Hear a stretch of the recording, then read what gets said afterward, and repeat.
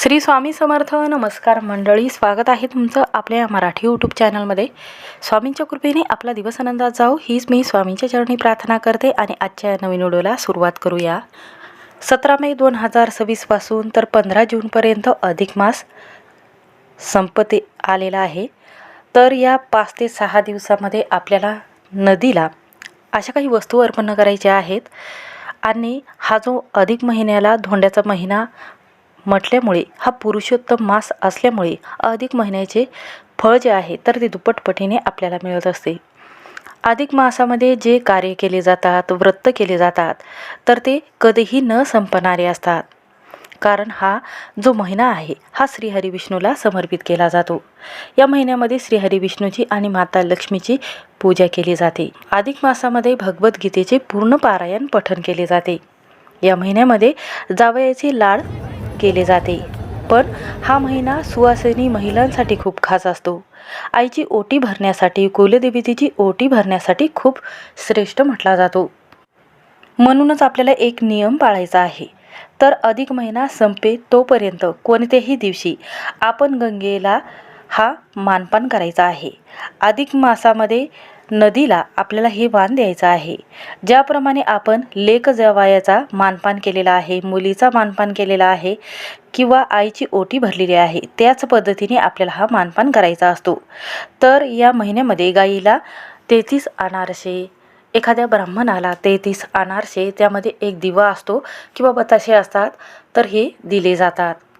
तर या महिन्यामध्ये पवित्र गंगेमध्ये जाऊन स्नान करणे आणि एखाद्या गरीब व्यक्तीला दान करायला खूप महत्त्व दिले जाते. म्हणून आजच्या या व्हिडिओमध्ये आपण पाहणार आहोत की नदीमध्ये आपल्याला कोणत्या वस्तू अर्पण करायच्या आहेत, त्याचबरोबर कशा पद्धतीने वाण द्यायचे आहे नदीला, त्यामध्ये कोणत्या वस्तू असायला हव्यात आणि या दिवशी काय करावे, काय करू नये, याबद्दलची संपूर्ण माहिती आपण या व्हिडिओमध्ये पाहणार आहोत. त्यामुळे व्हिडिओ हा शेवटपर्यंत नक्की पहा. चॅनलवर नवीन असाल तर नक्की सबस्क्राईब करा. कमेंटमध्ये ओम नमो भगवते वासुदेवाय नमः हा मंत्र लिहायला विसरू नका. आणि असेच नवनवीन व्हिडिओ पाहण्यासाठी बेल आयकॉनला नक्की प्रेस करा. व मी नवीन व्हिडिओ अपलोड करेन त्याचं नोटिफिकेशन सर्वात अगोदर तुम्हाला भेटेल आणि तुम्ही एक पण व्हिडिओ मिस करणार नाही.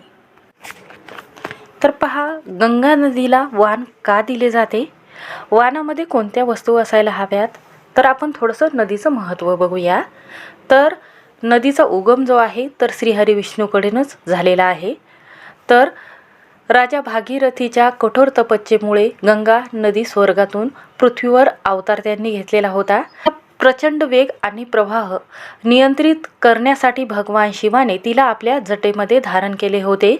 नंतर ती पृथ्वीवर प्रवाहित झाली होती. यामुळेच तिला भागीरथी असं सुद्धा नाव पडलेलं आहे.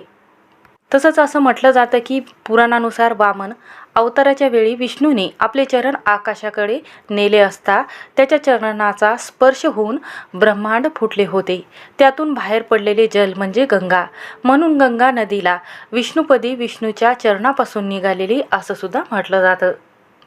म्हणूनच गंगेचे पाणी जे आहे तर ते विष्णू पादोदक म्हटलं गेलेलं आहे. म्हणूनच नदीच्या काठावर विष्णूचा पादस्पर्श असलेली जागा अत्यंत पवित्र म्हटली जाते. म्हणून नदीची पूजा जी आहे तर या महिन्यामध्ये केली जाते. कारण नदीला श्रीहरी विष्णूचं स्वरूप म्हटलं गेलेलं आहे. विष्णूला त्रिमूर्तीमधील संरक्षण म्हणून ओळखले जाते. ब्रह्मा आणि शिव यांचा समावेश असलेल्या सर्वोच्च देवतेचे त्रिहरी देवता. वैष्णव धर्मामध्ये विष्णू हा विश्वाची निर्मिती आणि रक्षण आणि परिवर्तन करणारा सर्वोच्च परमेश्वर म्हटला गेलेला आहे. म्हणूनच असं म्हटलं जाते की विष्णूच्या चरणापासून कृष्णा नदी उत्पन्न झाली. म्हणून तिचे पाणी गोड लागते आणि पवित्र म्हटले जाते. तर आता आपण पाहूयात की नदीमध्ये तुम्ही ही ओटी भरत असताना किंवा त्यामध्ये कोणत्या वस्तू टाकत असताना कोणता शुभ दिवस आहे. तर पहिला आहे सोमवार, गुरुवार, शुक्रवार, पौर्णिमा, एकादशी आणि देवीचा वार मंगळवार किंवा शुक्रवार आहे. या दिवशी कुलदेवतेची पूजा करून तुम्ही नदीला हे वाण देऊ शकता.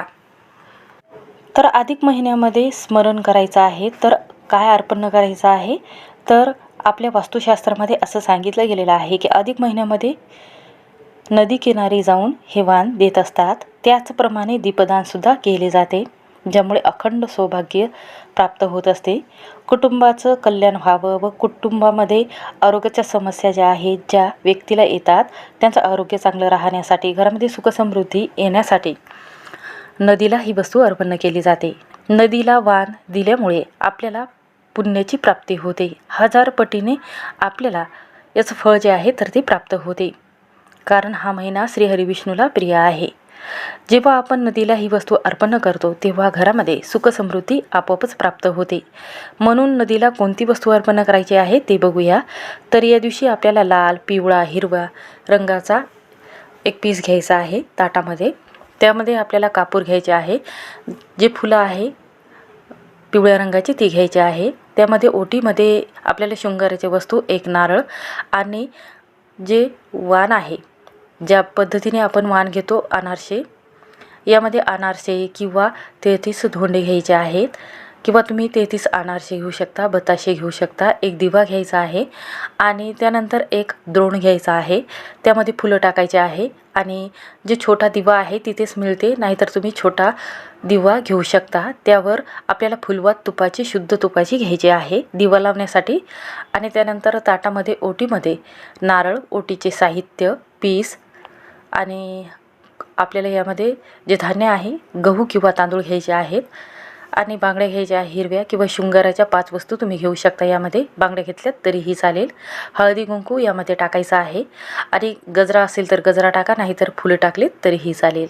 आता सर्वात प्रथम आपल्याला काय करायचं आहे, नदी ठिकाणी जायचं आहे, तिथे उभं राहायचं आहे. सर्वात प्रथम आपल्याला दिवा हा प्रज्वलित करून घ्यायचा आहे. तुम्ही इथे मातीची पंती घेतली तरीही चालेल. त्यानंतर काय करायचं आहे, जे द्रोण घेतलेलं आहे, द्रोणमध्ये आपल्याला सर्वात प्रथम फुलं टाकायचे आहे. फुलावर तांदूळ टाकायचे आहेत. तांदळावर आपल्याला कापुराची वडी टाकायची आहे आणि त्याच साईडला आपल्याला एक छोटासा दिवा ठेवायचा आहे. तिथे दिवा मिळते तो दिवा घ्यायचा आहे. त्यामध्ये फुलवात घ्यायची आहे आणि आपल्याला कापूर आणि दिवा जो फुलवातीचा घेतलेला आहे तो प्रज्वलित करायचा आहे आणि नदीमध्ये आपल्याला हा दिवा प्रवाहित करायचा आहे. त्यानंतर ओटीमध्ये जी वस्तू घेतलेली आहे त्या वस्तू सगट आपल्याला नदीला अर्पण करता वेळेस आपल्याला ओम नमो भगवते वासुदेवाय नमः हा मंत्र म्हणायचा आहे आणि माझ्या घरामध्ये सुखसमृद्धी राहू द्या, माझ्या घरातील सर्व दुःख दारिद्र्य संपू द्या, असं नदीला तुम्हाला बोलायचं आहे. अशा पद्धतीने देवीला वाण दिले जाते, देवीची ओटी भरली जाते आणि एक शुद्ध तुपाचा दिवा जो आहे हा नदी ठिकाणी लावला जातो. एक नदीमध्ये सोडायचा आहे आणि तुम्ही नदीजवळ हा एक शुद्ध तुपाचा दिवा लावू शकता. त्यानंतर 33 अनारसे घेतलेले आहेत. त्यामध्ये एक दिवा आणि एक तांब्याची प्लेट जी आहे तर ती घ्यायची आहे आणि हे जे वाण आहे तर हे ब्राह्मणाला द्यायचे आहे. त्यामध्ये आपल्याला अनारसे किंवा बताशे ठेवायचे आहे, दिवा ठेवायचा आहे, दिव्याखाली एक प्लेट ठेवायची आहे. अशा पद्धतीने आपल्याला एखाद्या ब्राह्मणाला हे वाण द्यायचं आहे. त्यामध्ये एक लाल रंगाचा पीस नक्की ठेवायचा आहे. त्यानंतर त्या पीसमध्ये तुम्ही 50, 100 किंवा 101 रुपया ठेवू शकता. आणि या ओटीला हळदी कुंकू आणि जे दिवा तुम्ही प्रज्वलित केलेला आहे नदीजवळ, तर त्या दिव्याला हळदी कुंकू अर्पण करायचा आहे, नमस्कार करायचा आहे, पाणी नदीला अर्पण करायचं आहे आणि ओम नमो भगवते वासुदेवाय नमः हा मंत्र म्हणायचा आहे. अशा पद्धतीने तुम्ही कोणत्याही दिवशी हे वाण देऊ शकता. वाण दिल्यामुळे होते काय, तर आपल्या घरामध्ये दुःख संकट अचानक येत नाही, प्रत्येक कामामध्ये आपल्याला यश मिळत असते. म्हणूनच अशा पद्धतीने नदीला वाण दिले जाते. तर असं म्हटलं जाते की आई घरातील लक्ष्मीचे स्वरूप आणि अन्नपूर्णे मातेचे स्वरूप म्हटले जाते. त्यामुळेच अधिक मासासारखा पुण्यकाळात मुलगी आईचा सन्मान म्हणून तिची ओटी भरत असते. आईने दिलेल्या प्रेम, संस्कार आणि तिच्याबद्दल कृतज्ञता व्यक्त करणारा हा दिवस असतो.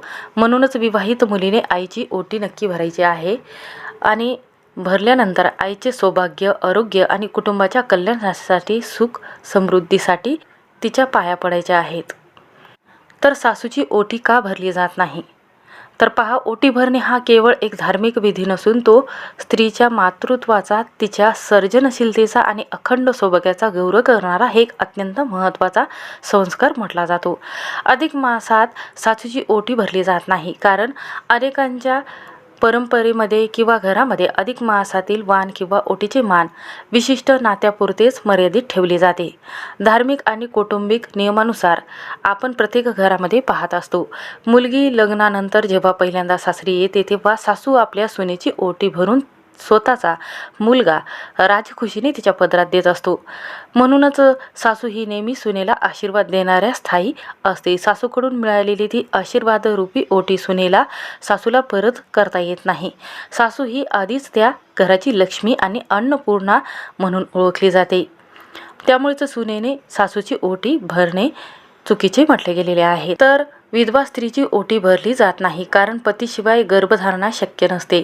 हा विधी नवनिर्मितीशी जोडलेला आहे. जर एखाद्या मुलीची आई विधवा असेल तर तिची खणा नारळाने ओटी न भरता तिला आदरपूर्वक नमस्कार करून तिचा आशीर्वाद घ्यावेत. पर्यायी उपाय नसला तर आईची ओटी हातामध्ये देऊन ओटी भरली जाते.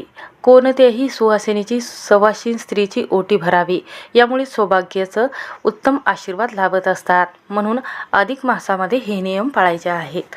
श्री स्वामी समर्थ. व्हिडिओ आवडला असेल तर स्किप न करता शेवटपर्यंत नक्की पहा.